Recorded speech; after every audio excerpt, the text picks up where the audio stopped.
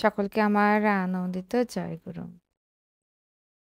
আজ সেই ঐতিহাসিক ২রা সেপ্টেম্বর। আজকের দিনে পরমদয়াল শ্রী শ্রী ঠাকুর আমাদের সবাইকে ছেড়ে, তার প্রিয় জন্মভূমি পাবনা ছেড়ে ভারতের দেওঘরে পদার্পণ করেন।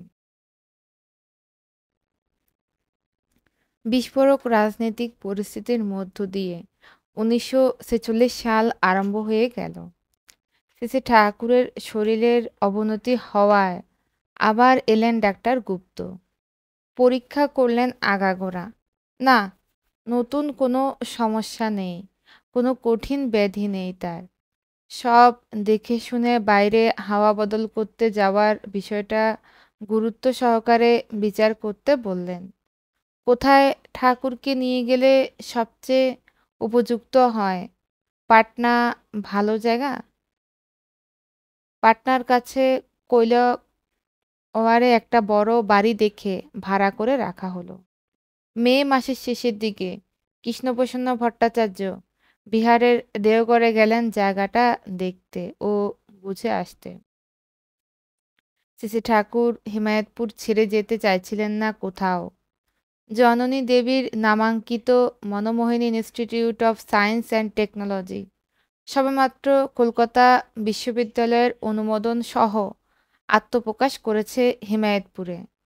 এখানে তা ছাড়াও রয়েছে তিল তিল করে গড়ে তোলা সৎসঙ্গ সংগঠন আর তাকে কেন্দ্র করে বহু আশ্রমবাসী পরিবার। আর সেই সময়ে কলকাতাতে ঘটে গেল সেই অমানসিক ঘটনা। দুর্ভাবনা দুশ্চিন্তার এইভাবে দিন কাটছিল আশ্রমবাসীর। ৩০শে আগস্ট পাবনা শহরে খবর, হিন্দু মুসলিম নেতৃবর্গকে আশ্রমে আনা হলো।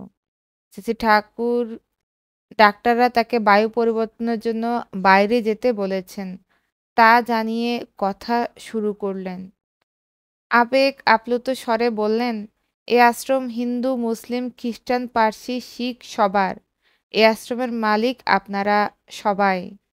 আরও বললেন, আমার মার নামে কলেজ ইউনিভার্সিটির পরিকল্পনা আমার আজন্মের। সেই সুযোগ হাতে এসে গেছে আমার। কেষ্টদা ছিলেন কলেজের প্রিন্সিপাল, কিন্তু কেষ্টদা সঙ্গে না থাকলে আমি তো কানা, তাই কেষ্টদাকে সঙ্গে নিয়ে যাব। আমার এই বাচ্চা প্রিন্সিপাল থাকবে প্রফুল্ল দাস। পরিবেশটা আবেগ ও মমতায় থরথর করে কেঁপে উঠল। পাবনার মুসলমান নেতৃবর্গ বুক দিয়ে হিন্দুদের প্রাণ ও সম্পত্তি রক্ষা করার সংকল্প নিলেন। শ্রী শ্রী ঠাকুরের চোখ দুটো অশ্রু ভারাক্রান্ত হয়ে উঠল। ১৯৪৬ সালের ১ সেপ্টেম্বর। ঈশ্বরদী স্টেশনটা এখনও ঝিমাচ্ছে। বেলা ১২টা। প্ল্যাটফর্মে অপেক্ষা করছেন শ্রী শ্রী ঠাকুর, শ্রী শ্রী বড়মা সমেত যাত্রী দলের বাকি সকলেই। সান্তাহার প্যাসেঞ্জার আসতে এখনও ঢের দেরি আছে। সেই দুপুর ২:৩০টায়, তাই অপেক্ষা চলছে। ট্রেন ঠিক সময় মতোই এসে পড়ল। একটা সেকেন্ড ক্লাস বগি। তিনটির মধ্যে একটাও খালি করে সেই কামরায় উঠে বসলেন শ্রী শ্রী ঠাকুর, শ্রী শ্রী বড়মা, কন্যা পূজনীয় সান্ত্বনাদি ঋত্বিক আচার্য, কৃষ্ণপ্রসন্ন ভট্টাচার্য এবং আরও কয়েকজন তার সাথে সেই একই কামরায় যাত্রা করলেন। পূজ্যপাদ বরদা এবং ছোড়দা সমেত বাদবাকি সকলেরই একটা থার্ড ক্লাস বগির ফাঁকা জায়গা হয়ে গেল। কর্মীরা স্বস্তির নিঃশ্বাস ফেলেছেন। ১৯৪৬ এর ১ সেপ্টেম্বর সেই দুপুরে সান্তাহার প্যাসেঞ্জারে শ্রী শ্রী ঠাকুর অনুকূলচন্দ্রকে তার মাতৃভূমি পাবনার বুক থেকে ছিনিয়ে নিয়ে চলল। পোড়াদহ জংশন। হইচইতে ঘুম ভেঙে গেছে। কুষ্টিয়ার অন্তর্গত এই পোড়াদহ থেকে লাইন দুই দিকে বিভক্ত হয়েছে। একদিকে গোয়ালন্দ ঘাট ঢাকা যাওয়ার পথ, অন্যটা শিয়ালদহ। শ্রী শ্রী ঠাকুর সাহস্যে সকলের খোঁজ খবর নিলেন। কিছুক্ষণ পর হুইসেল বাজিয়ে ছেড়ে দিল ট্রেন। গতি বাড়ছে। ইঞ্জিনের পোড়া কয়লার গন্ধটা তীব্র হয়ে ভেসে আসছে নাকে। বাইরে দুপাশে রূপসী বাংলা। ট্রেন থামছে, আবার চলছে তার নির্ধারিত নিয়মে। এবার গাড়ির গতি খুব কমে এলো। ধীরে ধীরে সেই বহুবিভক্ত রেললাইনের জটিল কাটাকুটিগুলো পার করতে করতে ঘটাং ঘটাং শব্দে নৈহাটি প্ল্যাটফর্মে ঢুকতে লাগলো সান্তাহার প্যাসেঞ্জার। স্টেশন আজ জনসমুদ্রের উত্তাল উচ্ছ্বাস। দলে দলে নরনারী তাকে দর্শন করে প্রাণের সেই আশ মেটাতে ছুটে চলে এসেছেন আবাল বৃদ্ধ বনিতা সবাই। মানুষে ছেয়ে গেছে নৈহাটি জংশন। ট্রেনের কামরা থেকে প্ল্যাটফর্মে নামলেন সিসি ঠাকুর, পিছনে সিসি বড়মা এবং একে একে সকলে। জনতা ভিড় করে দাঁড়িয়েছে। প্ল্যাটফর্মের উত্তর দিকে ফাঁকা, সেখানে একটি ইজি চেয়ার বসালেন সিসি ঠাকুর। সিসি বড়মাও একটি অন্য চেয়ারে বসলেন। নৈহাটির রেল বিভাগের বুকিং ক্লার্ক অমূল্য কুমার দাস একজন সৎসঙ্গী। তিনি ও তার গুরু ভাইয়েরা বন্দোবস্ত করেছেন সব কিছুই। যাত্রীদের জন্য তৈরি রাখা হয়েছে লুচি তরকারি মিষ্টান্ন যথেষ্ট পরিমাণে। যাত্রীরা সকলেই ক্ষুধার্ত, কিন্তু সিসি ঠাকুর ভোগ গ্রহণ না করা পর্যন্ত তারা কেউই খাবেন না। অন্তর্যামী সিসি ঠাকুরের সেই কথা বুঝতে অসুবিধা হয়নি, তাই তিনিও ভোগ গ্রহণের ইচ্ছা প্রকাশ করলেন। প্ল্যাটফর্মের উপর ভোগের আয়োজন হলো। সিসি বড়মা যথাযোগ্যভাবে লুচি তরকারি মিষ্টান্ন পরিবেশন করলেন। ধন্য হলো নৈহাটির মাটি।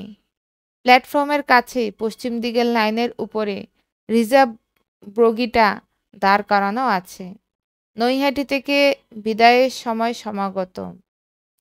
বগিতে উঠে বসলেন সিসি ঠাকুর এবং তারপর একে একে সব যাত্রীরাই। রিজার্ভ বগিটাকে একটা ব্যান্ডেলগামী ট্রেনের সঙ্গে যুক্ত করা হলো। ট্রেন ছাড়ল পুনরায় মহাধ্বনির বজ্র নির্গতুল্য বন্দে পুরুষোত্তম ধ্বনি দিয়ে। রাত ৯টা। বৈদ্যুতিক আলো জ্বলছে ব্যান্ডেল স্টেশনে। প্ল্যাটফর্মের উপর চেয়ারে বসেছেন সিসি ঠাকুর, সিসি বড়মা। এরপর আর একটা রিজার্ভ বগি আসবে হাওড়া থেকে, মোগল সারায় প্যাসেঞ্জারের সঙ্গে যুক্ত হয়ে।